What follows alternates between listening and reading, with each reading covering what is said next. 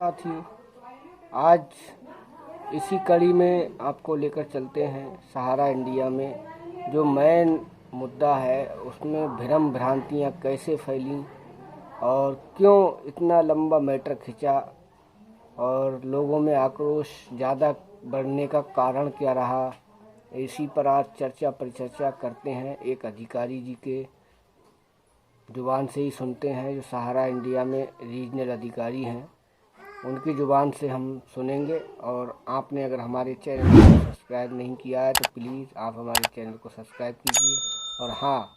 आप लोग कमेंट करते हैं, उससे पहले आपसे मैं एक गुजारिश करूँगा। गुजारिश ये है कि पहले आप पूरी वीडियो देख लिया करिए, उसके बाद ही कमेंट किया कीजिए। कुछ लोग 1-2 मिनट की वीडियो देखते हैं, उसके बाद उल्टे सीधे कमेंट करते हैं, तो उसका जवाब हमारे पास नहीं होगा भाई। आप लोग पहले पूरी वीडियो सुना कीजिए, फिर उसको समझा कीजिए, उसके बाद ही कमेंट किया कीजिए। ठीक है, चलिए चलते हैं। वर्तमान समय का माहौल पैरा बैंकिंग क्षेत्र में खराब होता गया। आज उसी के कारण से जो मूल रूप अगर अपन देखा जाए कि इसमें मूल रूप से दोष किसका था या भ्रम व भ्रांति क्यों फैली, तो आज उसका मूल रूप का जो कारण था वो था अपना सोशल मीडिया। उसी के साथ साथ कुछ प्रिंट मीडिया का भी दोष है। जितना प्रिंट मीडिया ने माहौल नहीं बिगाड़ा, उतना सोशल मीडिया ने काम बिगाड़ा है। क्योंकि हर व्यक्ति के पास में आज के समय में एंड्रॉइड फोन है और हर व्यक्ति को मतलब एक तरह का इस तरह का एंड्रॉइड फोन से लगाव हो गया है कि वो कहीं न कहीं अपने एंड्रॉइड फोन से कुछ न कुछ देखते रहते हैं। और उसी चीजों के बीच जो संस्था के प्रति जो गलत चीजों का प्रचार प्रसार हुआ और वो देखने के कारण से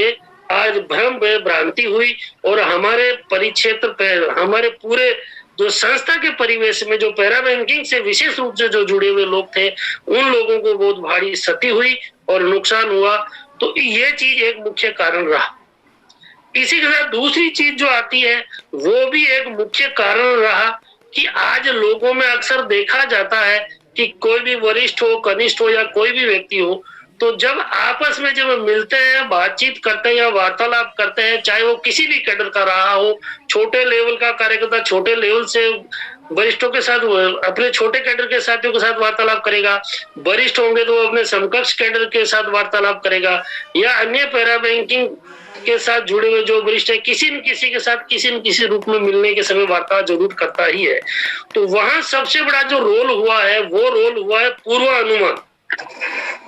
आज के समय में पूर्वानुमान ने भी इतना बड़ा काम बिगाड़ा है कि अपने मन से सोची गई बातों का पूर्वानुमान उससे कयास लगा लिया जाता है कि ये ऐसे नहीं ऐसे हुआ होगा, ऐसे नहीं ऐसे हुआ होगा, ऐसे नहीं ऐसे हुआ होगा। तो पूर्वानुमान ने भी एक व्यवस्था को बिगाड़ा है और पूर्वानुमान ने भी मतलब एक व्यक्ति से दूसरे व्यक्ति, दूसरे से तीसरे और समूचे देश से जुड़े हुए पैरा बैंकिंग के भी जो सहयोगी साथी थे उनके दिलो दिमाग में जहर घोलने का काम किया है। इसी के साथ दूसरी चीज आती है कि अविश्वास।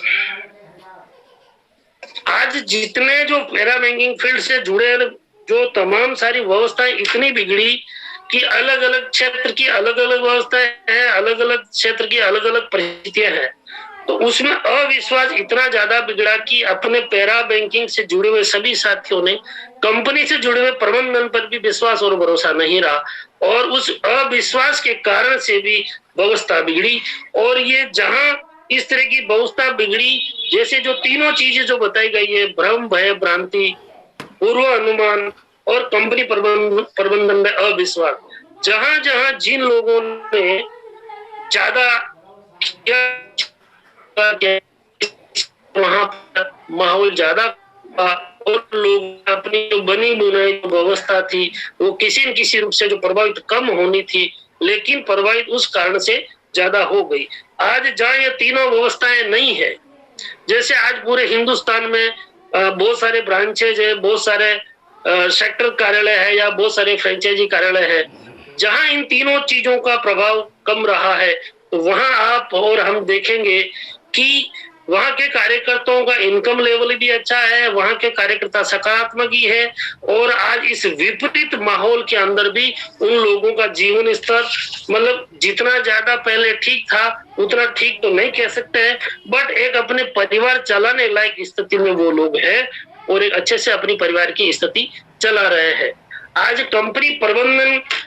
की बात करते हैं और कंपनी प्रबंधन पे जो जिन साथियों ने अविश्वास दिखाया है, तो वहां भी व्यवस्था बिगड़ने का जो मूल कारण रहा है। तो इन सारी चीजों से अपने को दूर रहते हुए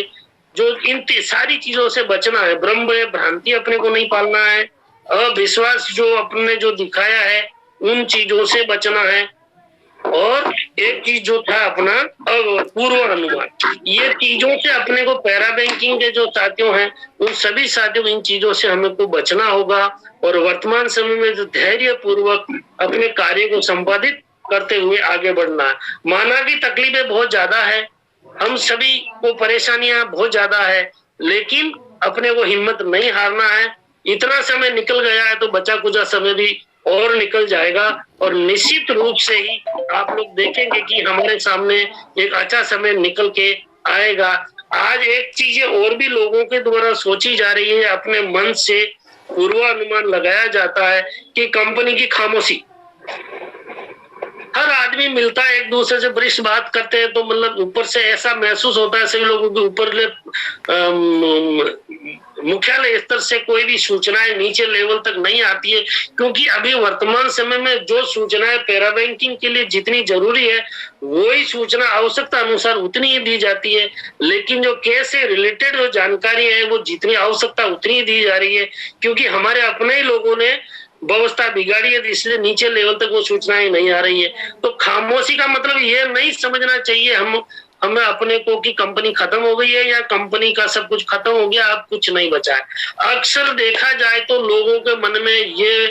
घर कर गई है बातें कि बस अब कम बैक लौट मुश्किल है, लेकिन आप हमें इस चीज को थोड़ा सा बैग जाकर के भी देखना पड़ेगा, बैग जाके भी सोचना पड़ेगा। और आज आप और हम देखेंगे कि माननीय प्रबंधन की बात करते हैं तो एज फर्स्ट डे से ही कंपनी प्रबंधन ने बड़ी मुस्तैदी के साथ सेबी का मुकाबला किया, और आज न्याय प्रणाली के साथ आगे बढ़ते हुए आज जो प्रकरण चल रहा है वो सुप्रीम कोर्ट में है। तो आज कंपनी प्रबंधन को अगर पैरा बैंकिंग और पैरा बैंकिंग के साथियों का साथ नहीं देना होता तो आज 25 से 26 हजार करोड़ रुपया अपना सारा से भी ज्वाइंट अकाउंट में जमा नहीं होता, और आप अपना प्रबंधन सुप्रीम कोर्ट में कंपनी के लिए लड़ाई नहीं कर रहा होता। तो इन चीजों को अपन भूल जाते हैं और लोग अस्वाद में चले जाते हैं, टेंशन में चले जाते हैं, और बहुत से साथियों ने तो गलत कदम भी उठाया है। तो हमें इतना निराश और अविश्वास में जाने की जरूरत नहीं है, क्योंकि कंपनी प्रबंधन बहुत मजबूत है और उसकी कल्पना आप और हम नहीं कर सकते हैं, क्योंकि जहां से अपना सोचने की क्षमता खत्म होती है वहां से कंपनी प्रबंधन की सोचने की क्षमता चालू होता है। आज अपन एक दूसरी तरफ देखें तो पूरे समूचे हिंदुस्तान में पैरेलल सहारा इंडिया परिवार या क्रेडिट कोऑपरेटिव की बहुत सारी संस्थाएं इस देश में आई और गई, लेकिन दूसरे तरफ अगर अपन इस चीज को भी देखा जाए तो ये एक बड़ा सोचनीय विषय है कि जब से कंपनी के सामने सहारा सेबी का जो ये विवाद आया, और इस विवाद के साथ साथ कंपनी ने इतनी मजबूती के साथ सहारा सेबी केस की पकड़ की और सेबी को पकड़ा,